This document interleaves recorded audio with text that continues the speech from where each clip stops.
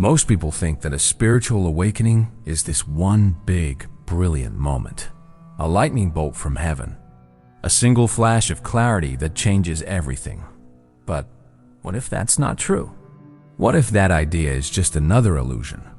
Another story the mind tells to feel in control?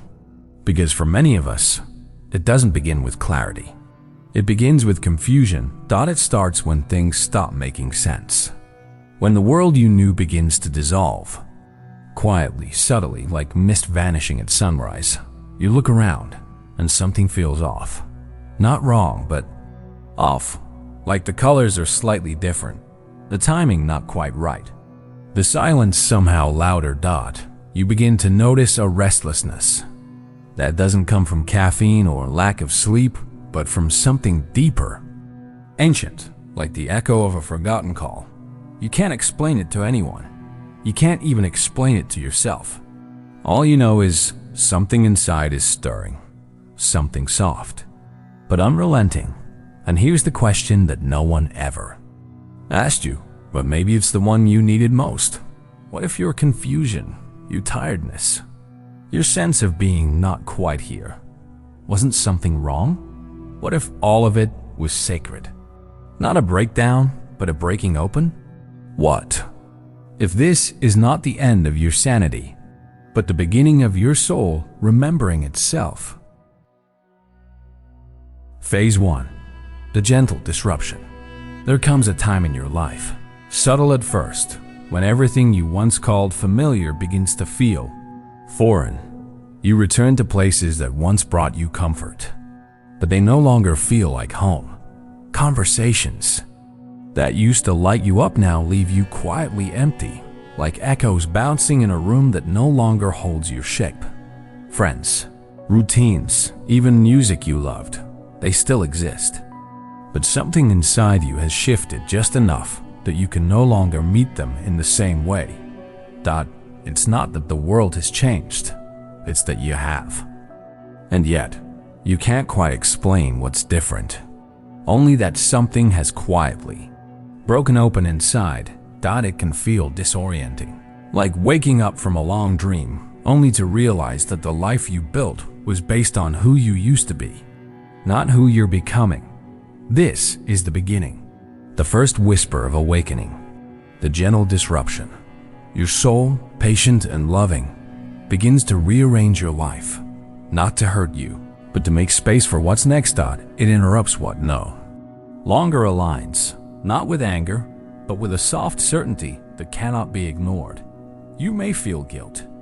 You may question why the things that once made sense no longer do. But this is not the end of anything.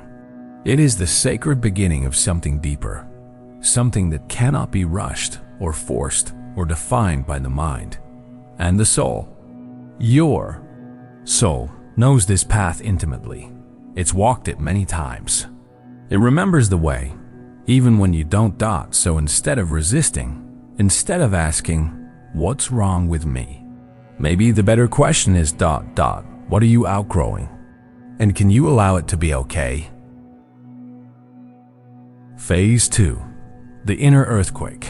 There comes a moment in the spiritual journey that doesn't feel beautiful. It feels like everything is falling apart.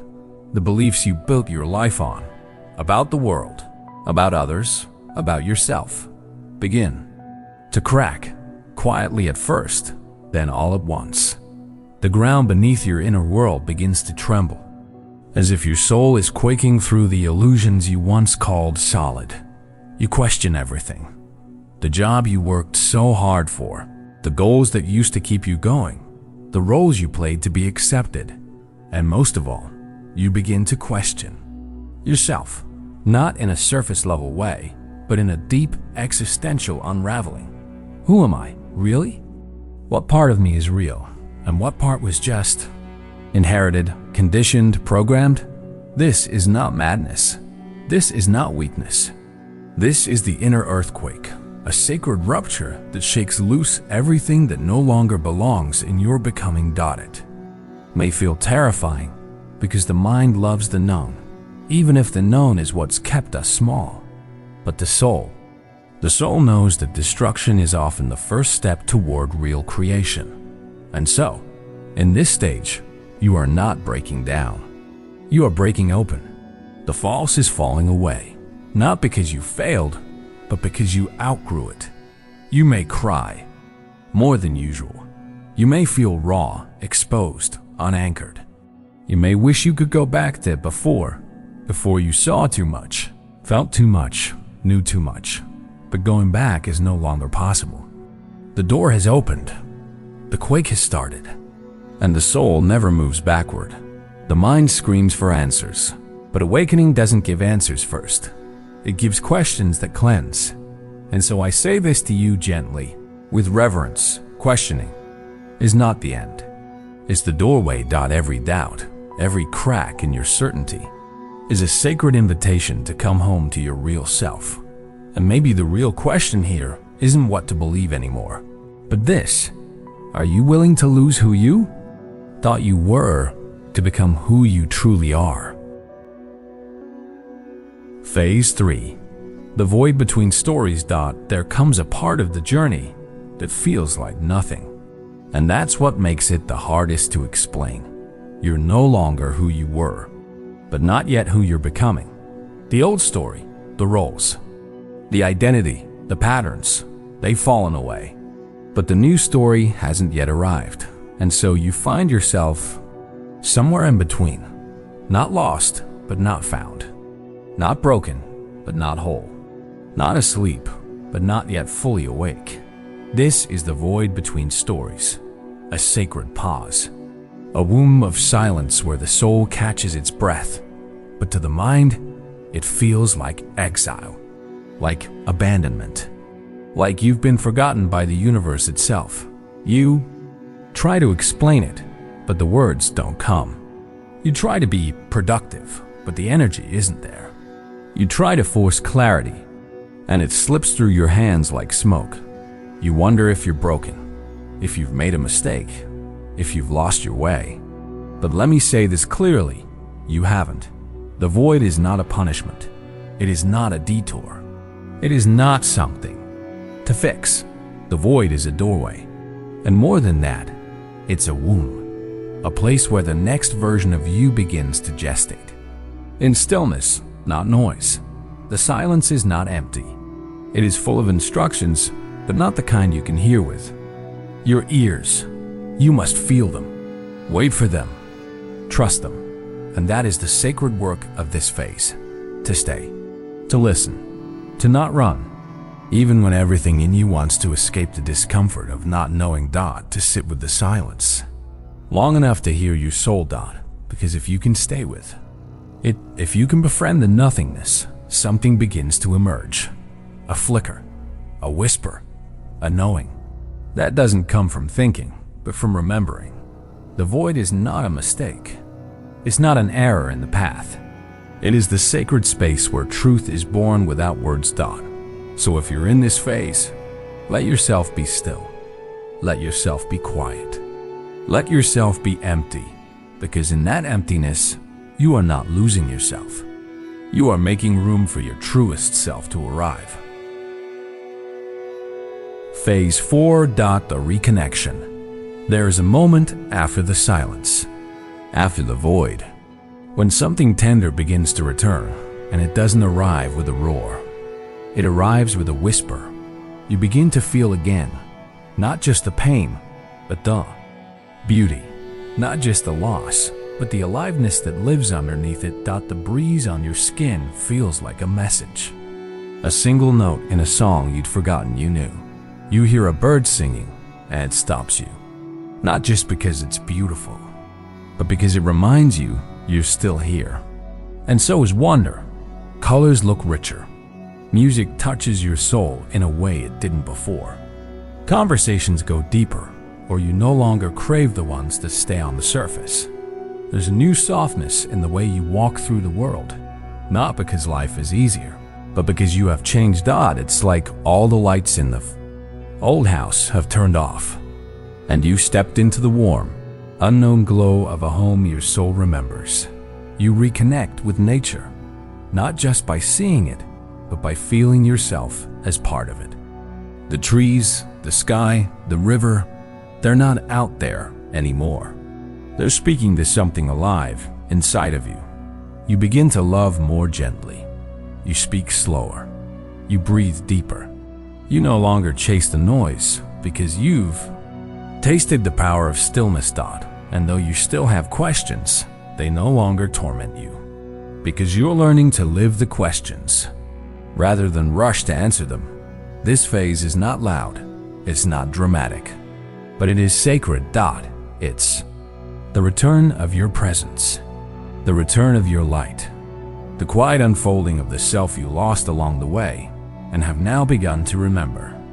You are reconnecting, not to who you were, but to who you've always been beneath the noise.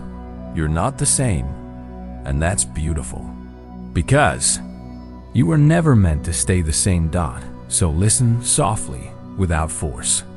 What new rhythms is your soul inviting you to dance to? Phase 5. The conscious choosing. There comes a sacred turning point, not marked by thunder nor lightning, but by something far more powerful. Awareness. Dot. For the first time, you are no longer being pulled by the strings of unconscious patterns. You are choosing. Dot. Every word you speak, every step you take, every moment you breathe, you start to feel the weight of it, the power of it. Dot. You begin to re-examine your life, not from fear, not from guilt, but from clarity. Dot. The way you spend your mornings, the people you allow into your energy, the thoughts you give permission to echo in your mind. Nothing is casual anymore. You are no longer asleep behind the wheel. You've taken your place, not as a passenger in your life, but as the one holding the helm. And while that may sound simple, it is one of the most courageous things a soul can do. To choose again and again, with eyes open. You stop performing. You stop pleasing. You stop pretending to be who the world asked you to be. Instead, you begin to honor what's real.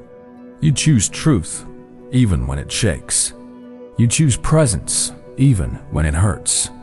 You choose freedom, even when it costs you comfort. And that's the paradox of awakening. It doesn't take you out of life. It roots you more deeply in it. You begin to understand that love is not a feeling, it's a choice. Peace is not a gift, it's a practice. And your soul is not waiting to be rescued, it's waiting to be remembered. This phase is not always easy, because consciousness carries responsibility, and clarity can burn away illusion. But it is here, in the conscious choosing, that the spiritual becomes truly human. You are no longer chasing the light. You are the light, embodied, present, choosing how to live that truth every single day. Dot. And so I ask you, what are you choosing now that you've awakened? Awakening isn't a race. There's no finish line to cross, no certificate to earn. There is only this quiet unfolding, the kind that happens not once, but again and again. Every time you choose honesty over illusion, presence over performance, truth over comfort, you may fall, you may forget, you may wonder if you've gone backwards. But the path doesn't disappear. It simply waits patiently until you're ready to walk it again. Dot. So take a breath right here and offer yourself the grace of not needing to be anywhere else but here. If this video spoke to your heart, even in a whisper, then let that be a sign you're not alone in this. You never were. Others walk beside you, quietly, invisibly, through every confusion, every shedding, every silent breakthrough. And this space, this little pocket of stillness, was made for you. Not to impress your mind, but to nourish your soul. Dot. So if it feels right, share in the comments. What phase do you feel you're in right now? There is no wrong answer, only honest ones. And if your soul is asking for a companion on this strange, beautiful journey, you're warmly invited to subscribe. We walk gently here. We listen deeply. We don't rush the bloom. Dot. This is not just a channel. It's a garden for becoming. And there's always room for one more.